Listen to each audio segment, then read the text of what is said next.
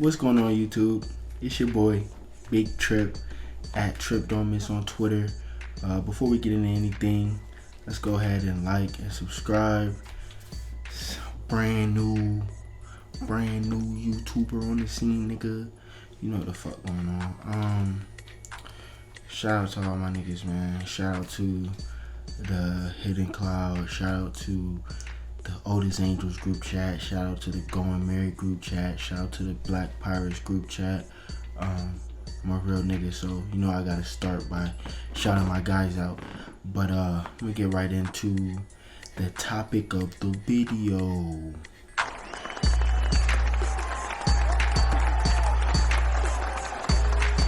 Alright, so One Piece power scaling is one of the most controversial topics in probably like all of anime history.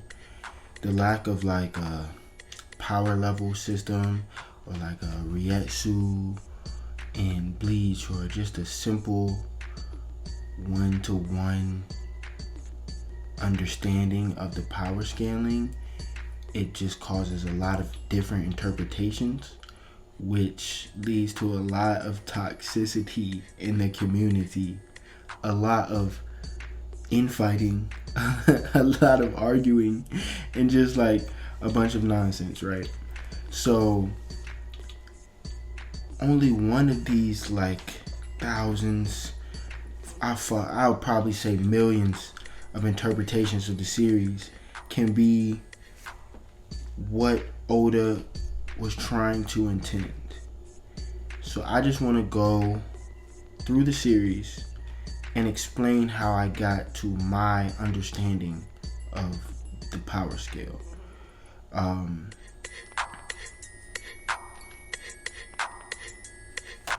So my good friends who are watching this video and are gonna take the time to both like and subscribe,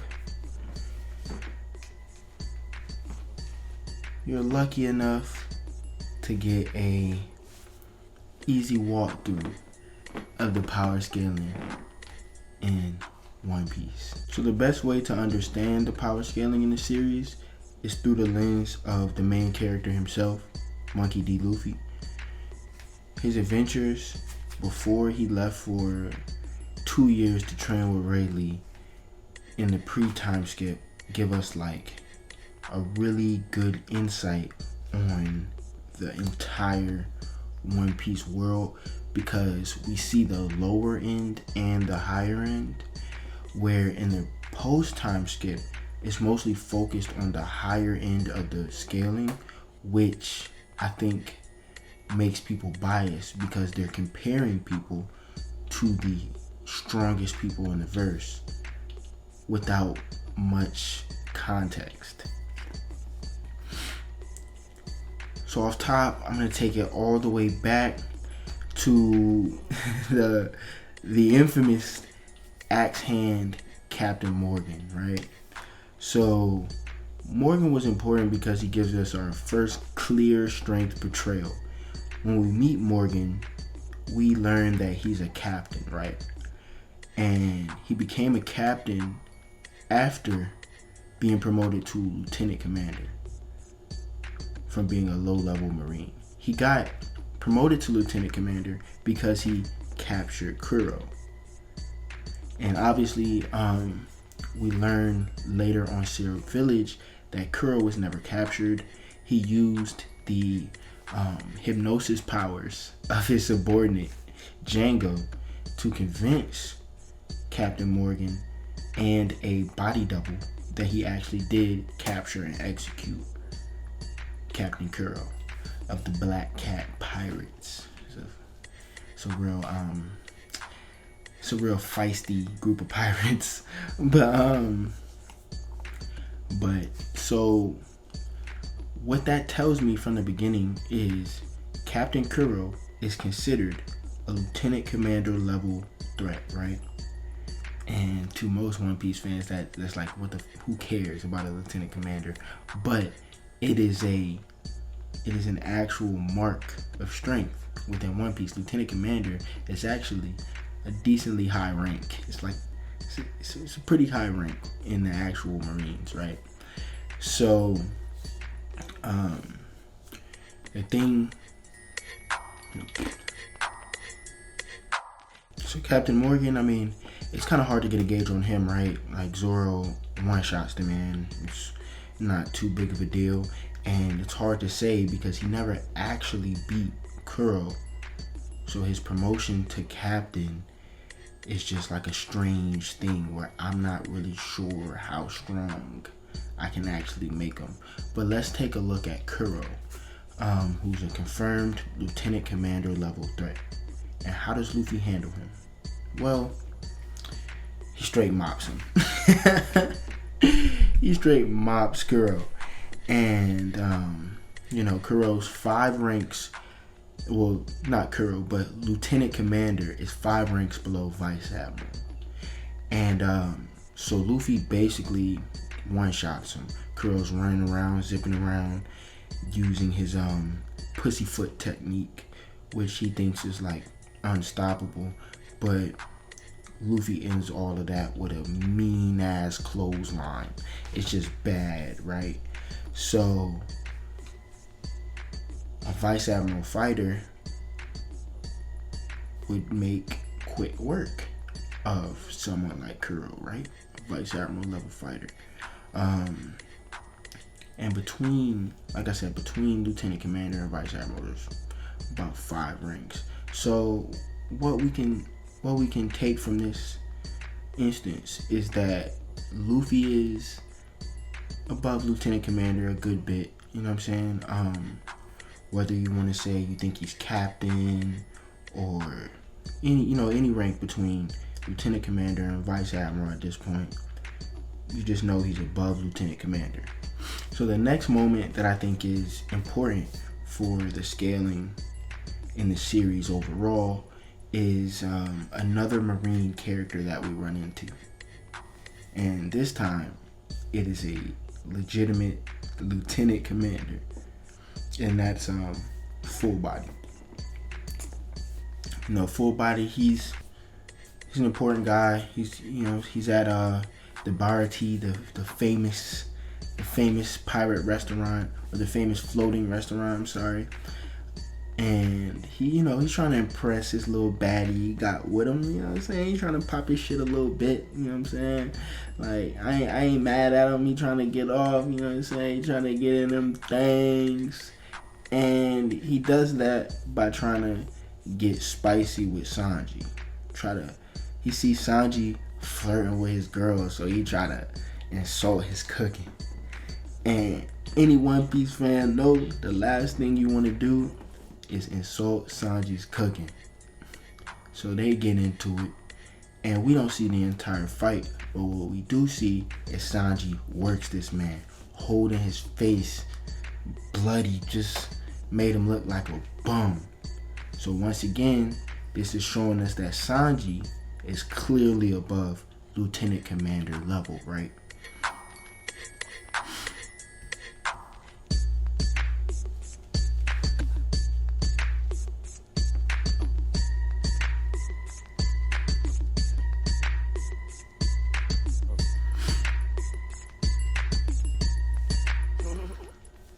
And to this point, like I said before, the only Marine that Zoro has taken down of any actual status is Captain Morgan. But Captain Morgan being a fraud kind of makes that iffy. But with Sanji and Luffy both being confirmed easily over Lieutenant Commander level, it's nothing to throw Zoro in there too, right? So the next moment that I think is very important is during one of the most famous arcs of One Piece, Arlong Park, and the central antagonist, Arlong. My boy Arlong has a rich history within One Piece, but for this video, we're going to focus on one very pertinent moment. It's once his idol and captain dies, Fisher Tiger, Arlong seeks revenge. Arlong attacks the town of their human crewmate Koala because they had called the Marines on Fisher Tiger. And who stops him? Vice Admiral Borsellino, also known as Kizaru. But this is before his admiral days. This was when he was a vice admiral still. And he washes the floor with Arlong, just beats him dirty.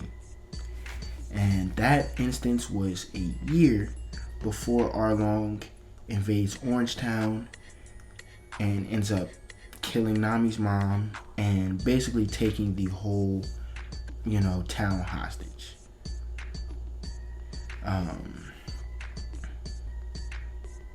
Did I say Orangetown? I don't think it's Orangetown. Y'all know where Nami live. I don't care to fact check that. Y'all know where Nami live. Where Arlong took it hostage. You know what I'm talking about. But so between that time, I highly doubt that Arlong got much stronger, if any stronger at all, considering he was in East Blue bullying people that are all far weaker than him. So what reason would he have to get any stronger, right? So Arlong, below Vice Admiral level. That's where I'm taking that. That's what I'm taking from that he's not a threat to a Vice Admiral level fighter. So then we're gonna fast forward to when Luffy shows up in pursuit of Nami. And Nami has that amazing, powerful, emotional scene of looking at Luffy and going, "Help me, please." And Luffy's like, "Alright, bet. Hammer time." You know what I'm saying? He walk down on Arlong and get busy easily. Like it's a game to him. Like he's being silly. Like it's one of those Looney Tunes moments for anybody who's hip to what One Piece is at this point. I don't want to get into later spoilers, but if you know what I mean, you know what I mean. You feel me? But Luffy basically manhandles Arlong in a similar way that Kizaru did. Stomps his head. Like he stomps him through the floor. Like it's just bad, right? So I think that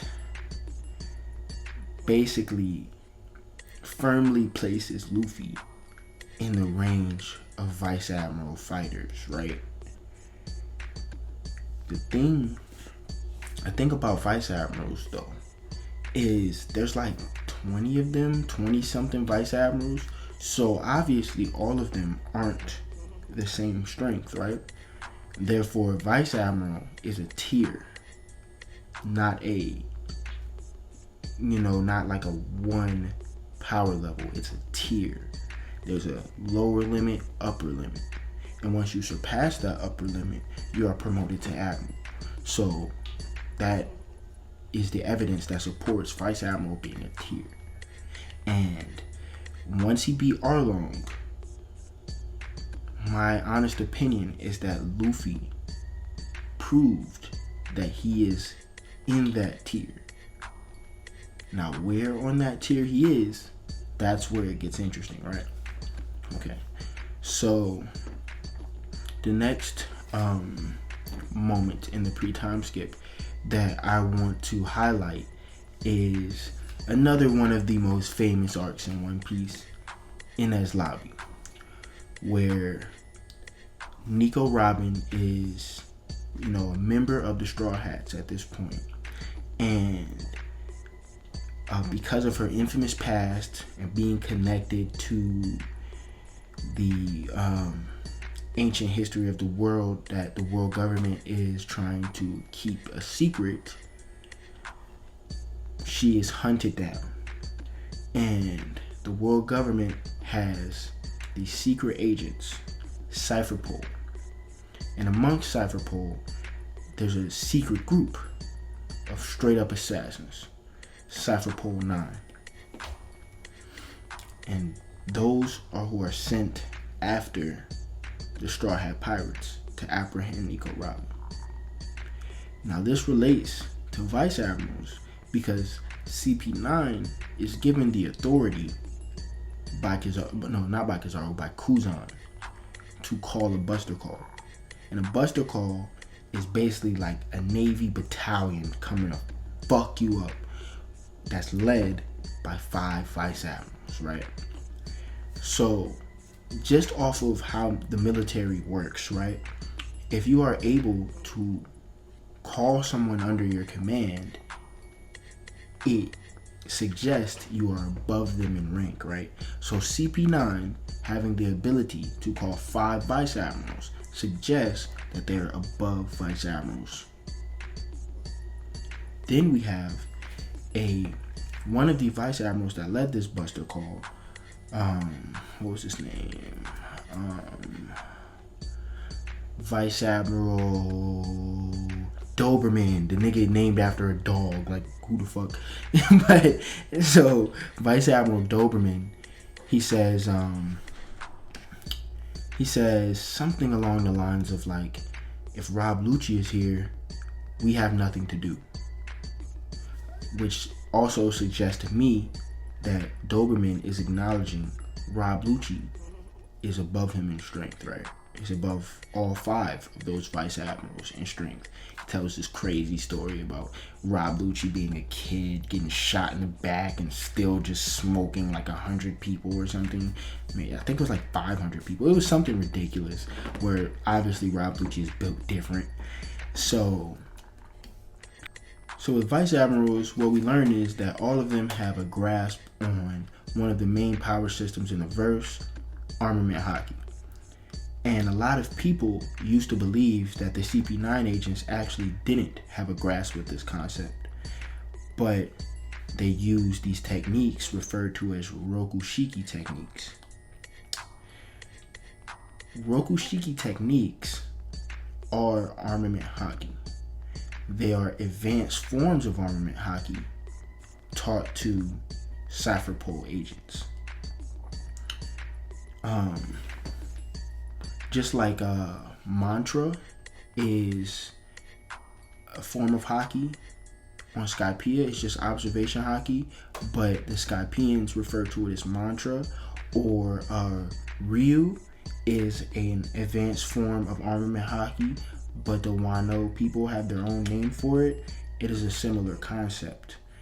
And so with these military, secret agents, they're taught these concepts in a very literal, physical manner, but it's actually them using their haki.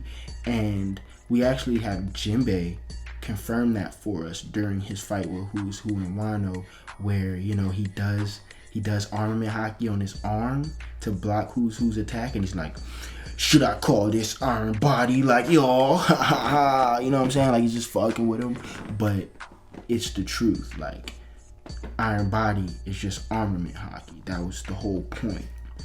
And on top of that, these Rokushiki techniques, they keep you relevant all the way into the new world. Like, Who's Who is using these Rokushiki techniques, and he's one of the top 9 fighters in a Yonko crew, right? We also have the Cypher Pole Zero agents using Rokushiki techniques, and these are still impressive all the way deep into the new world. So the Cypher Pole 9 agents, these are strong fighters by any merit. These are strong fighters.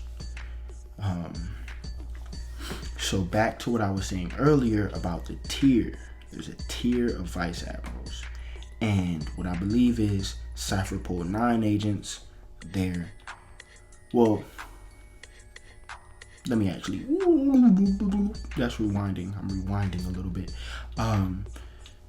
Rob Lucci is at a high level in that vice admiral tier, and his subordinate members in Cypher Pole, like Kaku, Chopra, the Bubble Lady, Bluno, they are all also in that tier, but a little lower.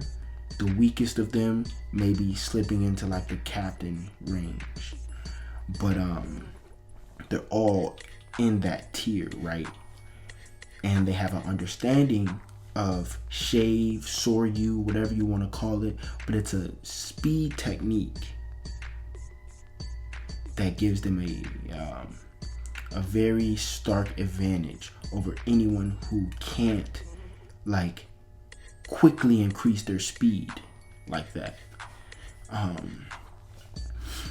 So Luffy begins that arc basically unable to keep up with the speed of these Cypher Pole agents, right? Because they're using this technique. They're enhancing their speed with haki, right?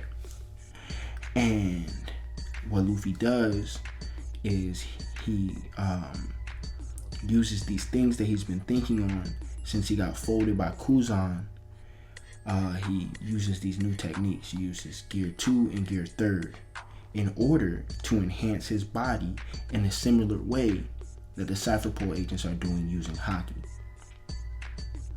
So right there is a very important point, that haki is just a way to augment your physical abilities. So if you are able to A, just keep up physically regardless of augmentation, or B, augment your physical abilities in another way, you can close that gap. And that's what Luffy did, using Gear 2 and Gear 3. Now, once Luffy was able to keep up with and then put actual damage on Rob Lucci, he put him in the dirt. Backed him up. Yo. So basically that tier of fighter, that Cypher Pole agent, that like high level vice admiral fighter, is like the peak of strength outside of the new world, right? And what I mean by that is once you get to the new world, there's like new mountaintops to reach, right? But we don't get a glimpse of that until Luffy reaches Sabaody and then Marineford. Both of these places, Luffy is confronted by power levels that exceed what is the peak outside of the new world, which force him to go into the 2-year time skip. In the next video, I'll get into explaining how the context from the pre-time skip works in the post-time skip. But for now, I hope you guys enjoyed this. And remember, like, subscribe, fuck with your boy. I'm gonna get at you.